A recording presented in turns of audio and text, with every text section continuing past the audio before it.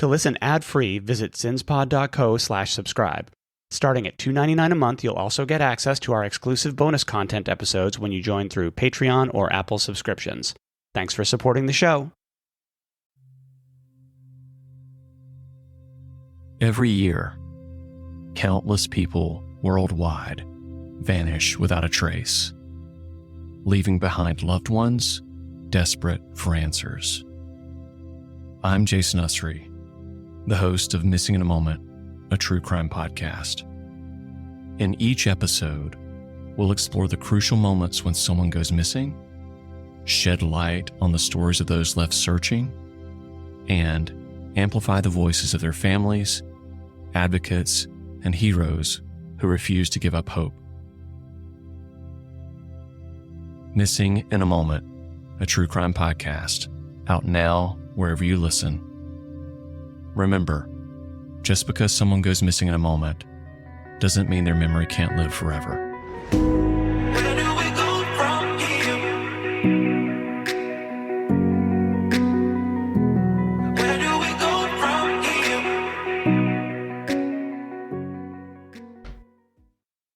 Last season, we shared stories of domestic violence victims from all walks of life.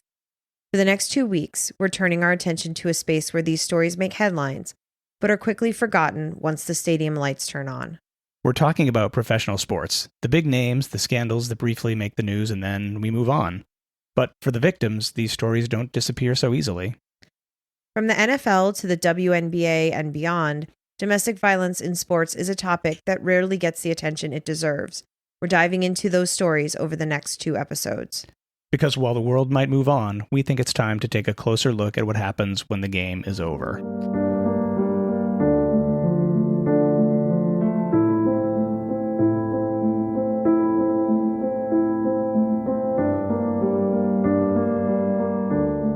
Hi, and welcome to Sins and Survivors, a Las Vegas true crime podcast, where we focus on cases that deal with domestic violence, as well as missing persons and unsolved cases. I'm your host, Sean, and with me, as always, is the one and only John. I am the only John in the room. So hello, everyone, and welcome to our first episode of Season 2 of Sins and Survivors. In our first year with the podcast, we covered quite a few cases, some of which were fairly high profile. One topic we haven't touched yet, though, is domestic violence in professional sports. We did cover a little bit about stalking in the sports world and the case of sportscaster Erin Andrews, so today we'd like to shine a light on this. The scary thing that happened when we decided to highlight this as a part of 2024 Domestic Violence Awareness Month is that we quickly realized we could have just created a whole season just talking about these cases, so this might be one that we revisit in the future. Instead of dedicating a whole season to this topic, for now, for the next 2 episodes, we will focus on cases from the National Football League, the WNBA, track and field, mixed martial arts, Major League Baseball, and of course, boxing. When we started researching this topic and these cases, it really felt like we had both taken the red pill.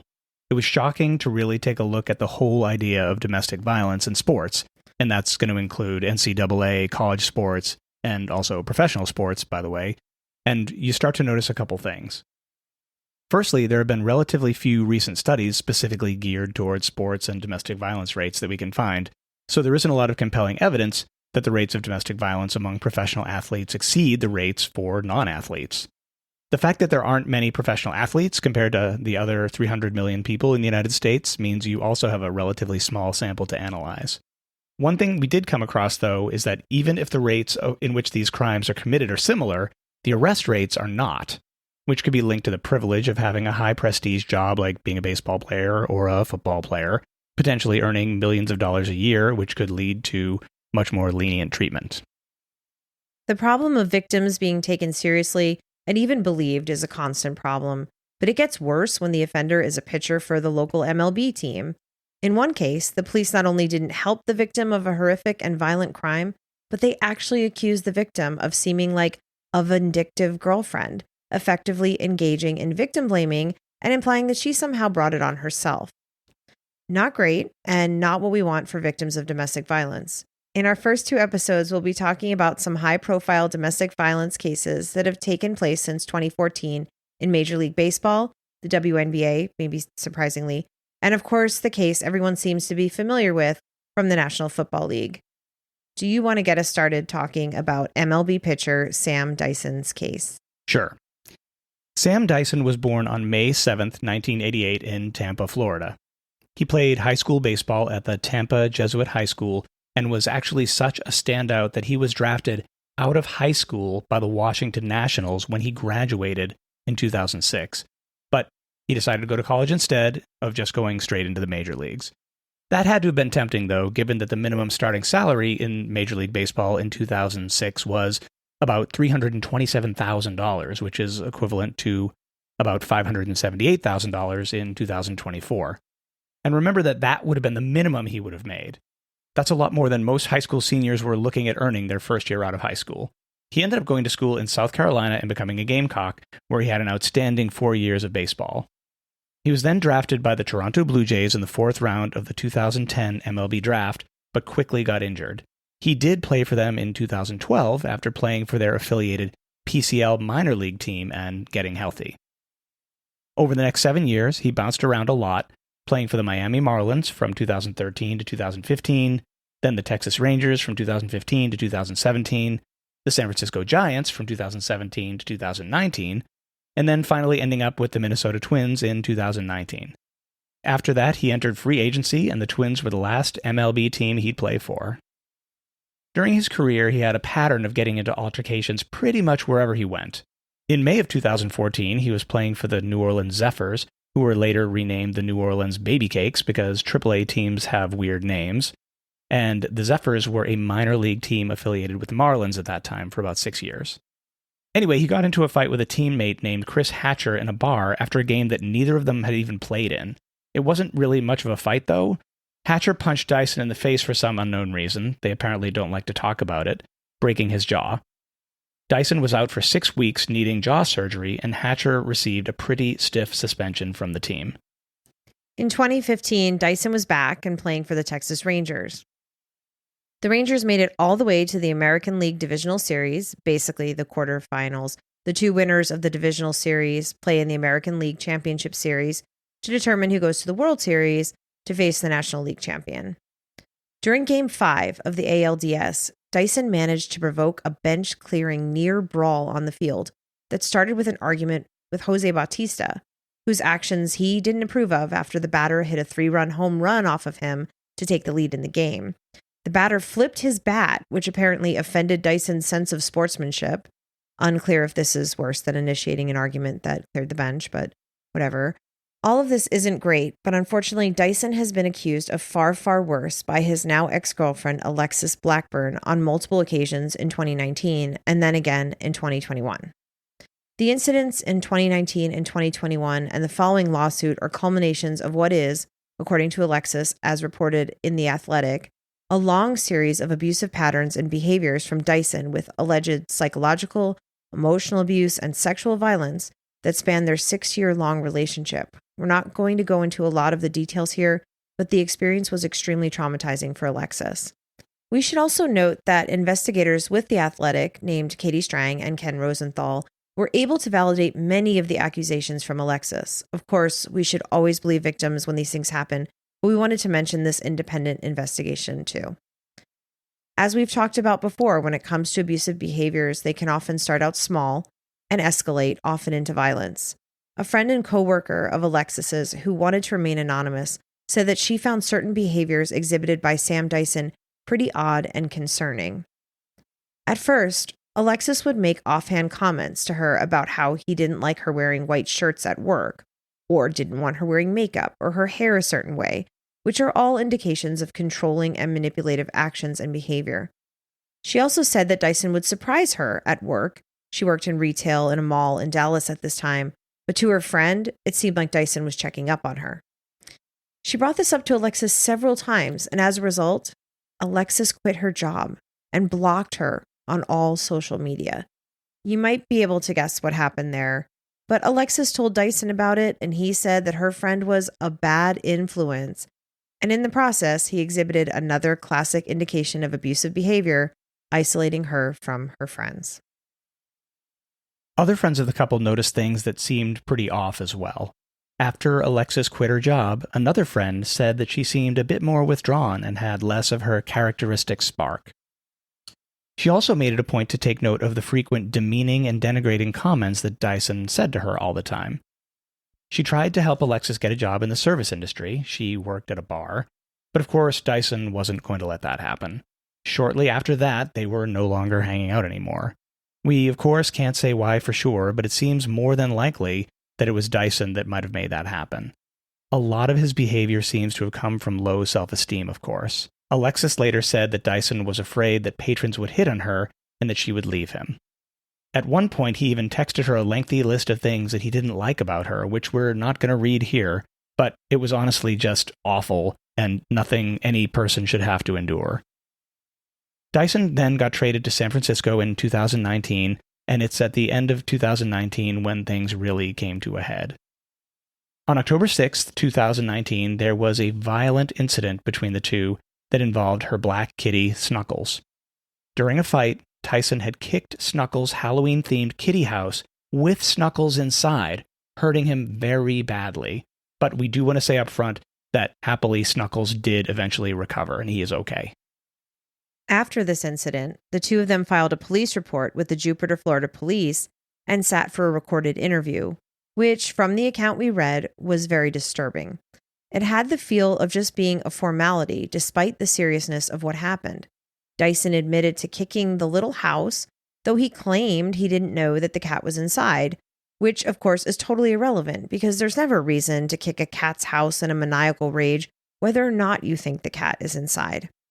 Also, in that interview, Alexis can be heard saying, "I'm absolutely terrified of what he's capable of doing," later explaining that he had firearms and she was genuinely fearful for her life.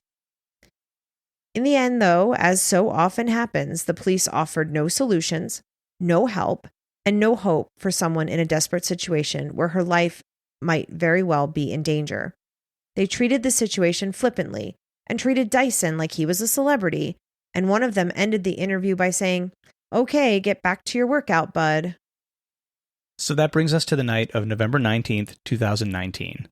The couple had been living together in Jupiter, Florida, which I admittedly find confusing because he was playing for the Giants at that point.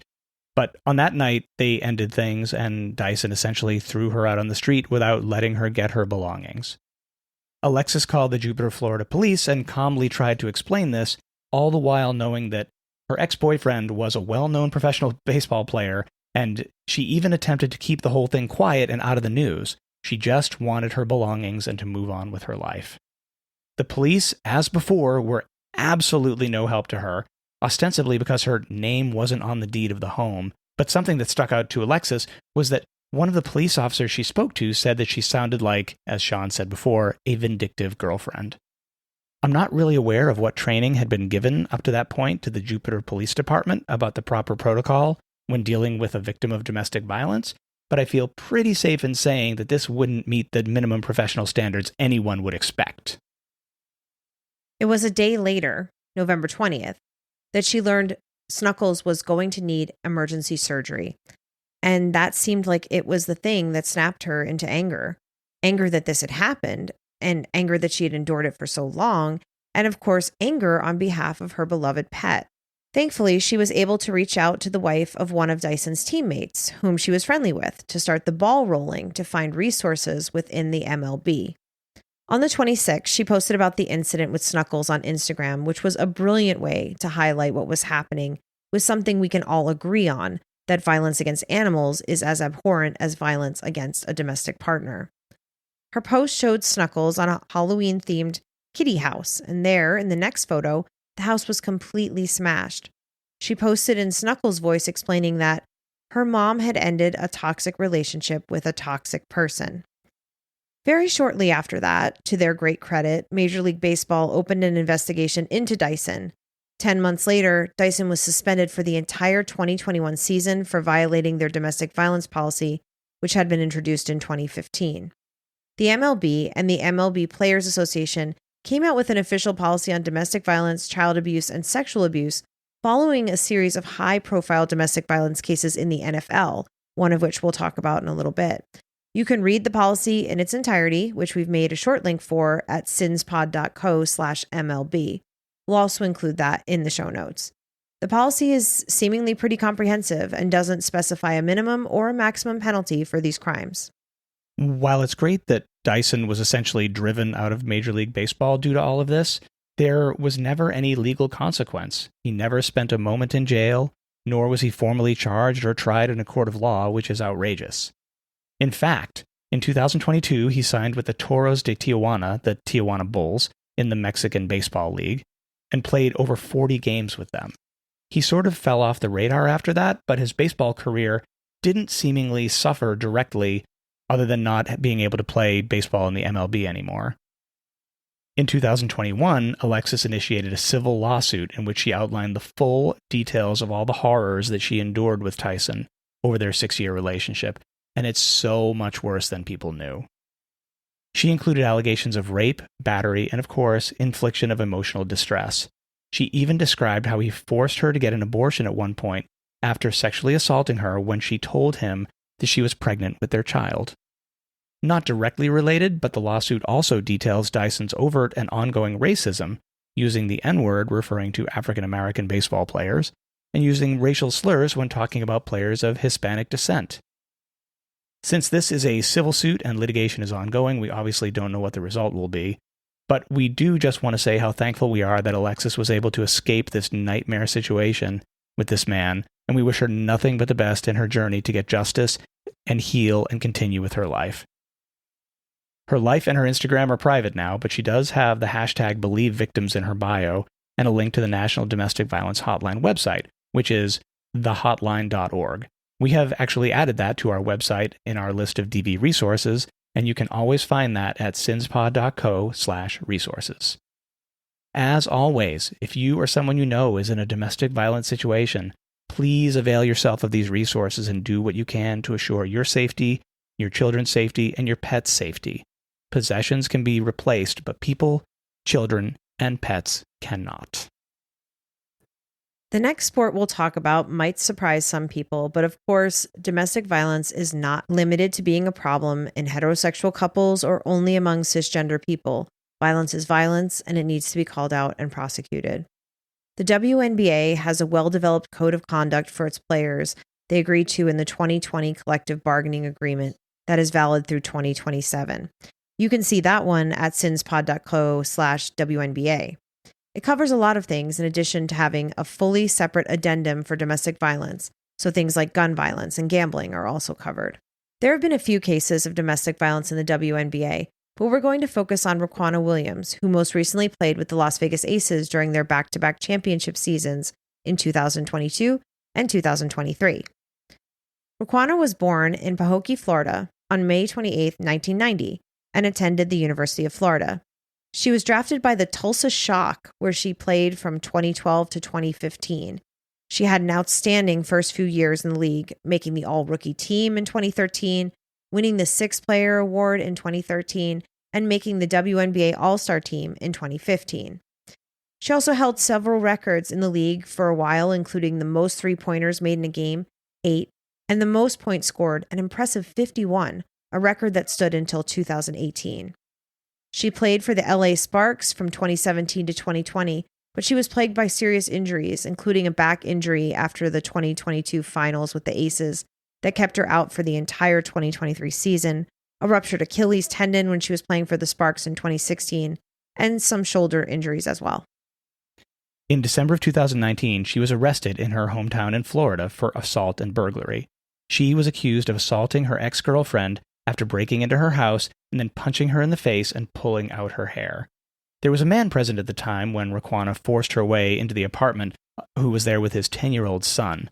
These two tried to help the victim, and it took them nearly 10 minutes to break the two women up, and Williams actually threatened the father with a firearm. It is extremely lucky for everyone involved that she chose to drive away that night, and that something much worse didn't end up happening. She was suspended by the league for 7 games after the incident, and interestingly, her ex-girlfriend said that she had never been violent before. She was charged with burglary with assault or battery, and 1 count of aggravated assault with a firearm. These are 2 very serious felony charges that could result in life in prison under Florida law. In 2023, about midway through a season in which she had missed every game due to a back injury, she was arrested again in Las Vegas for domestic battery by strangulation, assault constituting domestic violence with use of a deadly weapon, coercion constituting domestic violence with threat of use of physical force, and domestic battery. This time, though, the violence was directed at her wife, who she married in September of 2022. Her wife almost immediately relocated to Florida, presumably to put some space between the two. Her pattern of behavior seemed to be similar. She stole her partner's phone and got into it, and claimed to have found evidence that she was being unfaithful, leading to the assault and strangulation. We talk about this a lot, but strangulation is absolutely a red line and very often a precursor to murder. Women who are strangled are 600% more likely to be murdered subsequently. The league suspended Raquana for 10 games this time, and the Aces precluded her from attending all and any team events. The charges were dropped against her on September 7, 2023. Essentially, the court realized that with a victim who was not willing to cooperate, the grand jury was unlikely to return an indictment, so the charges were dropped for that reason. Raquana wanted very much to return to the Aces, who were just gearing up for the playoffs, but it never happened. The Aces went on to win the WNBA championship again in 2023, but weirdly, there was never much mention of Raquana except to mention that she was on the injured list. She never played in the finals that year, though she was technically a member of the team for the second championship. In 2024, she's gone from the roster, and I don't actually recall there being a formal announcement that she was being released by the Aces. We hope she's getting the help she needs to break this pattern, and we wish her wife well in her recovery. It's October. The WNBA playoffs are happening. The World Series will start later this month, and football season is in full swing. For decades, advocates and fans of the game have been critical of how the NFL handles domestic violence allegations made against its players. One of the most well-known and highly publicized cases of domestic violence in the NFL is Ray Rice's assault of his then-fiancée, Janae. Ray Rice was a running back for the Baltimore Ravens until he was arrested for assaulting Janae in February of 2014. When the video of that assault was made public by TMZ, Ray was indefinitely suspended from the NFL and cut from the Ravens, and anyone who saw that shocking video understands and respects what motivated that decision. But before we get into the video and the aftermath, do you want to share some background on Janae and Ray? Yes. And this is a really interesting case, and I'm really glad we're sharing it, and it will not end up the way you think it's going to end up, if you haven't heard the case before. Janae Palmer was born in upstate New York on January 14th, 1988. Her mom goes by Candy, and her dad's name is Joseph. Janae said that her life growing up was very different from Ray's. Ray Rice is almost exactly a year older than Janae, born on January 22nd, 1987. He grew up in New Rochelle, New York, with his mom, Janet Rice. His dad, Calvin Reed, was shot and killed as an innocent bystander in a drive-by shooting when Ray was only 1 year old. He then suffered a second loss at 10 years old when his father figure and cousin, Sean Rice Nichols, died in a car accident.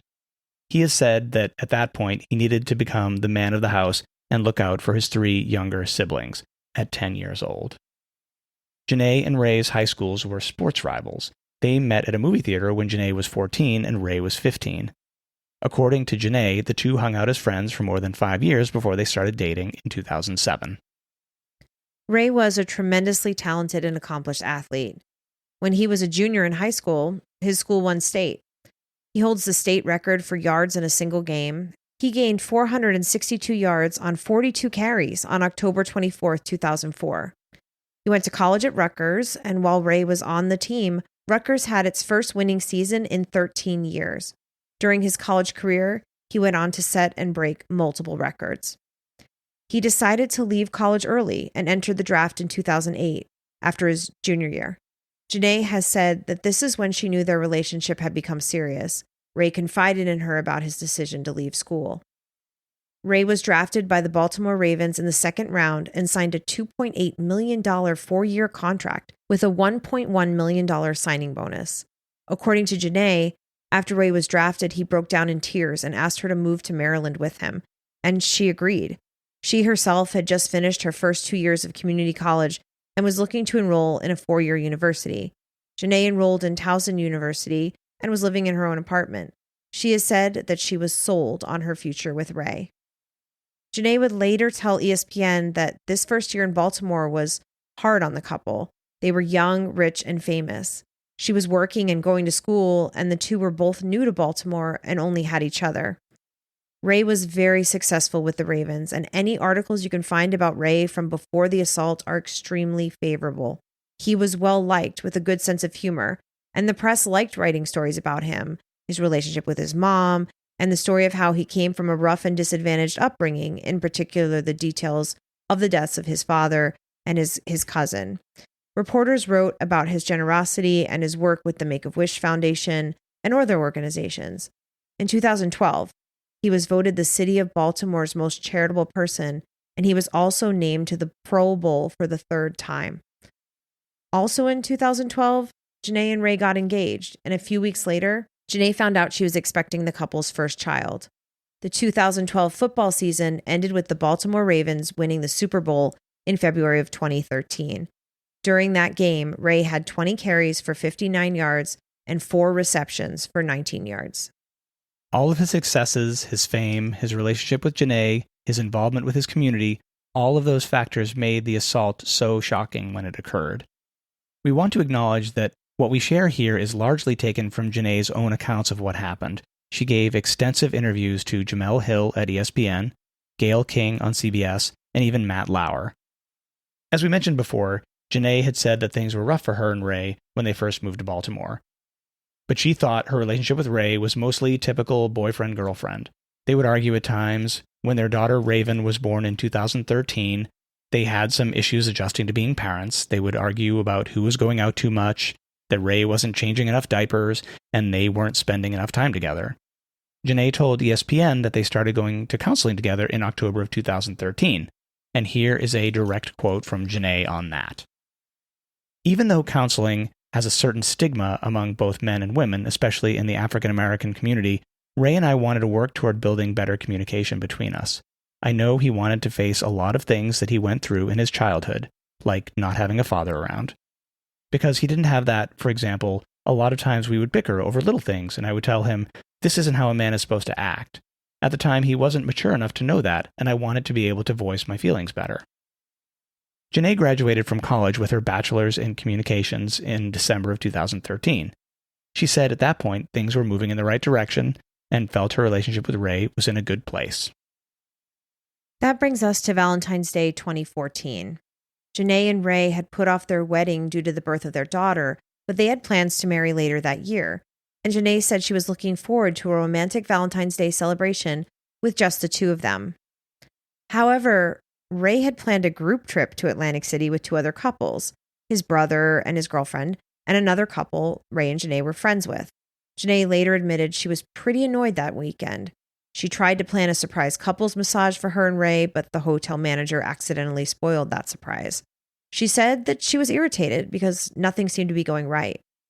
And I think I can, and probably a lot of listeners can, relate to what Janae was going through. The two of them had been having a rough time, but things were getting better. And she had one idea in her mind of what she thought the holiday would look like, and this wasn't it for her. On the night of the 14th, the group went out to restaurants and clubs, drinking and having a good time, sharing several bottles of liquor between them and with fans. At some point, Ray and Janae began bickering. Janae told ESPN that no one in the group can remember what started the argument and that it was something pretty insignificant. She admitted they were both drunk and tired. The group had partied all night until the very early hours of the morning on the 15th. As we mentioned before, there is a recording of this incident. Janae has said that what happened was very foggy. After the altercation, both Ray and Janae were arrested and charged with simple assault. The charges against Janae were dropped, but Ray would later be charged with third-degree aggravated assault. Janae told ESPN that while they were in the police station, Ray kept saying things would be okay and that he was sorry. Ray's attorney, Michael Diamondstein, said it was a minor altercation and told USA Today, "We think the matter of the charges involved will not be substantiated. Ray and Janae Palmer are together. They're in counseling and happy. Neither wish to see the other prosecuted. For some reason, the state of New Jersey prosecuted. As always, we only hope the public reserves judgment until the facts are brought to light." The Ravens said, "This is part of the due process for Ray. We know there is more to Ray Rice than this one incident." Ray and Janae returned home from Atlantic City and braced themselves for the media exposure. Just a few days later, on February 19th, the first video of the incident was made public. The world was stunned to see Ray Rice dragging his unconscious fiancée out of an elevator. He stood over her for a short time and then walked away as security and police showed up. When Janae's mom saw the tape, she said she confronted him about what he did. Candy told him that she never should have left her like that. Janae said that she was sick to her stomach and she cried over the video. She said she wanted more of an explanation from him. Ray told both Candy and Janae that he was in shock and terrified after what happened. Ray also told Candy that this was the first and only time anything like this had ever happened in their relationship. On March 27th, Ray was indicted on third-degree assault charges.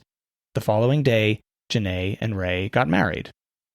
Janae told ESPN that the timing was a coincidence. They already had planned the wedding date far in advance, and family and friends were already expected to attend. She said that they had been together 7 years and engaged for 2 years, and what happened that night wasn't going to change the fact that they were going to get married on March 28th.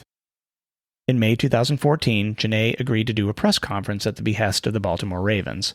The Ravens thought it would be a good thing for Ray to take ownership of what happened, and Janae was willing to do everything in her power to help at that point. Janae has said that her statements made during the press conference were not word-by-word scripted by the NFL or the Ravens, but that she had been asked to make several points. During that press conference, Janae apologized for her role in the incident that night. She told Matt Lauer later that she wasn't trying to make an excuse for Ray, she was doing what the Ravens had asked her to do.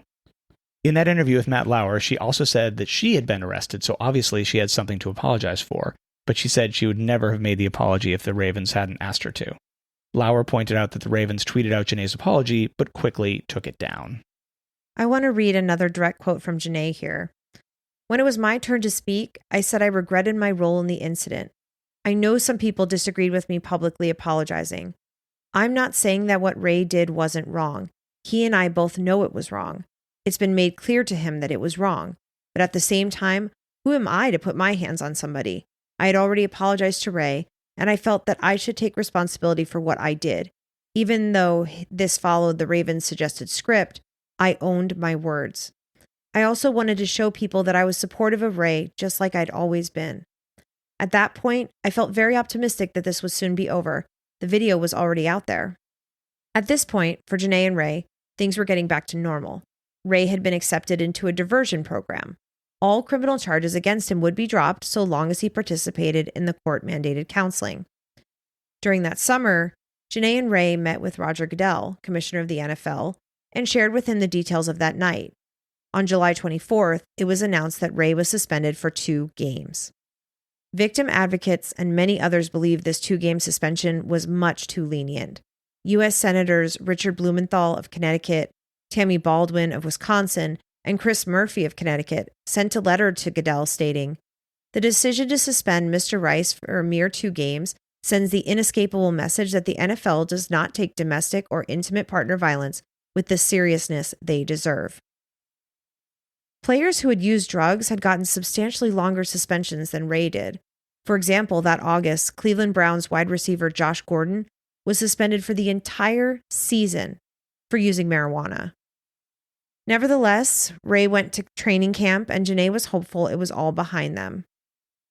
Everything changed on the morning of September 8th, 2014. TMZ released the video captured inside the elevator, and the public was horrified and outraged by what they saw. The recording had no sound, but the couple was obviously arguing. Janae had stated that she was frustrated with Ray. They were arguing, and he was looking at his phone. She grabbed at his phone, and he spit in her face. She slapped him, and he punched her in the jaw. He punched her hard enough to knock her down. She hit her head on one of the railings in the elevator and was knocked out cold. He then dragged her out of the elevator. This graphic video left no doubts as to what had happened. Janae said that she hasn't watched the second video and will not watch it. Candy said she was sick when she saw it. She also said that the video made Janae look like a victim of domestic violence to everyone, and Candy says she's not. Janae denies any violence before or since and told Matt Lauer that she would never allow that to happen to her in front of her kids. Here's another quote from Janae's statement to ESPN. "I still find it hard to accept being called a victim. I know there are so many different opinions out there about me, that I'm weak, that I'm making excuses and covering up abuse, and that some people question my motives for staying with Ray. However, I'm a strong woman and I come from a strong family. Never in my life have I seen abuse, nor have I seen any woman in my family physically abused. I have always been taught to respect myself and never allow myself to be disrespected, especially by a man. Growing up, my father always used to tell my sister and I, we don't need a man to make us. If anything, it's the man who needs us. That same day, Roger Goodell stated he didn't get it right when he only suspended Ray for 2 games. He announced that Ray would be suspended indefinitely, and the Baltimore Ravens dropped him from the team. There has been some controversy over whether or not the NFL or Goodell had seen the tape before September 8th. Goodell claimed he hadn't seen it, but a few days later, on September 11th, the AP published evidence from an anonymous source in law enforcement that showed that the tape had been delivered to the NFL security chief in April. Ray appealed the indefinite suspension and won. An arbitrator overturned the NFL, stating that Ray never lied or misled the NFL at all about the incident.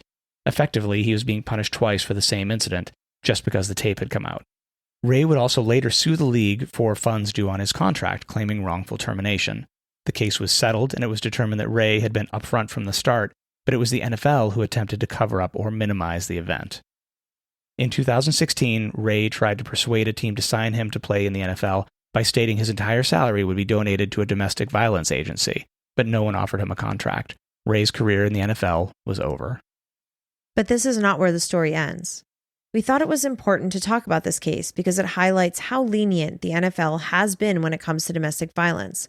What Ray did to Janae and how the public and the NFL reacted was one of the key incidents that helped push the NFL into stricter and consistent policies. Another reason why we wanted to talk about this case was because of the extraordinary work Ray has done over the past decade to address the root causes of violence in himself. He has demonstrated a clear dedication to working on himself and his relationship with Janae, and he continues to share his experience to help educate the public about domestic violence. Josh Dean, a journalist with Men's Journal, spent time with Ray for an article published in May of 2022. This article goes into significant detail of what Ray did and continues to do after the assault. Josh wrote, "After he set his life on fire, Ray Rice actually had 2 options. He could hold up, hide out, and vanish, a tarnished figure who would eventually fade away, or he could step right out into the maelstrom and begin to rehabilitate himself." Ray chose the latter. He was determined to make things right and improve himself for his wife and his daughter. Ray completed his court-mandated counseling, but he didn't stop once he finished the year that was required. He continued to participate in therapy. In an interview with Gayle King, Ray discussed what he had been able to learn about himself through the counseling he had received. He said that before the incident, he never wanted to ask for help, and he didn't recognize that there were different kinds of abuse, not just physical abuse, but emotional and financial abuse as well. His assault forced him to examine his childhood and his upbringing, and he said that he was told to be the man of the house and not to cry. He said that he was a man at age 11, but a boy at age 21. He had normalized things that should not have been normalized. He has adamantly stated that he hates the person he saw in the videos of the assault. He also stated that nothing like that had ever happened before in his relationship, but if it's one time, it's still too many. What I found interesting is that Ray does not miss football. He sees football as being one of the factors that led to the assault. He has stated that football was giving him cover to ignore his issues, and when he was under the pressure of playing football, that was the version of him that he hated the most. He said he didn't deserve a second chance at football after what he did. The second chance he wanted was the second chance he got with his wife and his family, and that was all that mattered to him. In the interview with CBS News, Ray said, "There's a difference between being a man and the man. I believe there are 2 types of people, right, as a man. You get to be the man, and you get to be a man. You can only be the man for a moment. Over my career through high school, I was the man, but you get to make a conscious choice to be a man for a lifetime."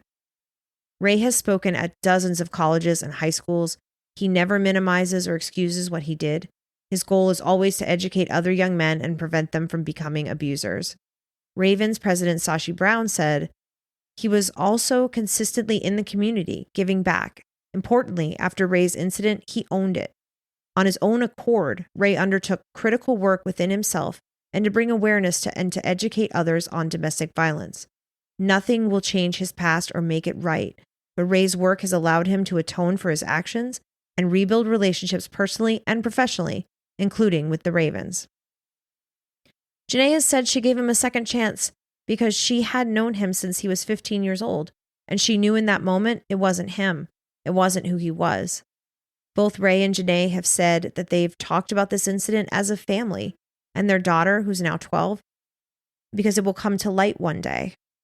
As we said, Ray never tried to hide from what he did. He not only talked with mental health professionals, he also talked with advocates and listened to survivors of domestic violence. He has donated time and money to domestic violence agencies.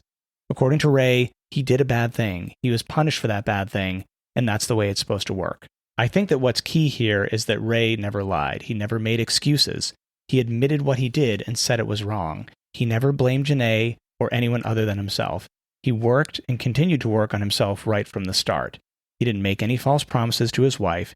He didn't just give lip service to getting help. He sought help and stuck with it. Janae and Ray are still married, and they have a 7-year-old son in addition to their daughter. On Sunday, December 31st, 2023, Ray was honored by the Ravens as a legend of the game. The Ravens statement said, "Rice is being recognized for the player he was and for the redemption he has worked toward." This episode, we also wanted to draw attention to the policies of sports and discuss what leagues can do to prevent violence and support survivors. It's important to note here that forcing someone into counseling won't magically fix the problem. Ray was committed to the process and to his family, and he knew real change wasn't going to happen overnight. While Ray says that getting away from football helped him be a better person, it would be short-sighted to assume that suspending a player or kicking them out of the league would solve the issues with using control or violence against their partners.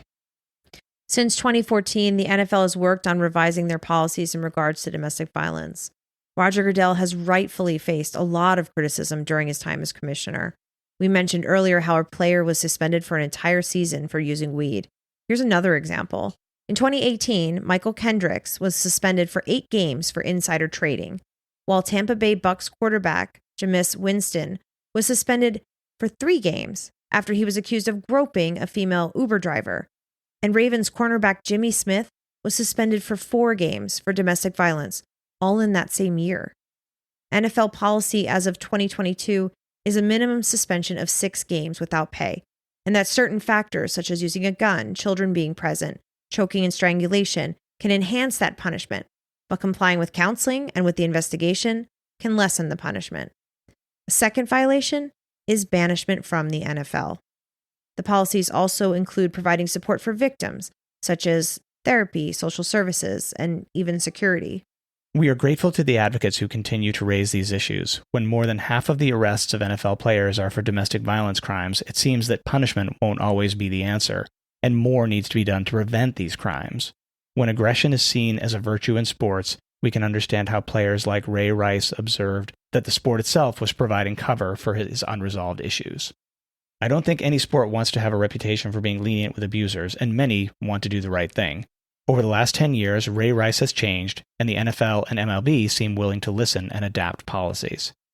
Some of that is influenced by public pressure, and we should all continue to press the leagues when their policies fall short or don't serve victims and families. But not all sports treat domestic violence with the seriousness it requires. Next week, we have 3 more cases related to domestic violence in sports, covering stories from MMA and boxing, but we will also be covering one of the most prominent cases in sports and true crime involving a former Olympian. Also, we have a very special announcement. We now have a Patreon tier that is only $1 a month, which gives you ad-free access to all of our regular episode releases. We will also offer the $3 a month tier that includes our weekly bonus episodes as well. Just go to sinspod.co/Patreon to subscribe. As we mentioned, October is Domestic Violence Awareness Month, and all month long, we will be bringing you some special collaborations and episodes from our colleagues in true crime so we can highlight important stories from outside of Las Vegas. Thank you, as always, for listening. If you're enjoying the podcast, please leave us a review or share our episode with a friend.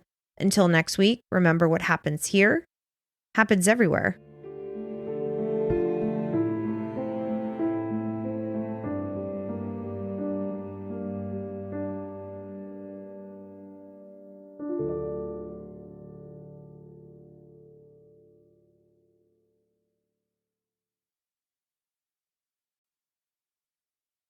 Thanks for listening. Visit sinspod.co/subscribe for exclusive bonus content and to listen ad-free. Remember to like and follow us on Instagram, Facebook, TikTok, and Threads at Sins and Survivors. If you're enjoying the podcast, please leave us a review on your podcast platform of choice. You can contact us at questions@sinsandsurvivors.com. If you or someone you know is affected by domestic violence or needs support, please reach out to local resources or the National Domestic Violence Hotline. A list of resources is available on our website, sinsandsurvivors.com. Sins and Survivors, a Las Vegas true crime podcast, is researched, written, and produced by your hosts, Sean and John. The information shared in this podcast is accurate at the time of recording. If you have questions, concerns, or corrections, please email us. Links to source material for this episode can be found on our website, sinsandsurvivors.com. The views and opinions expressed in this podcast are solely those of the podcast creators, hosts, and their guests. All individuals are innocent until proven guilty. This content does not constitute legal advice. Listeners are encouraged to consult with legal professionals for guidance.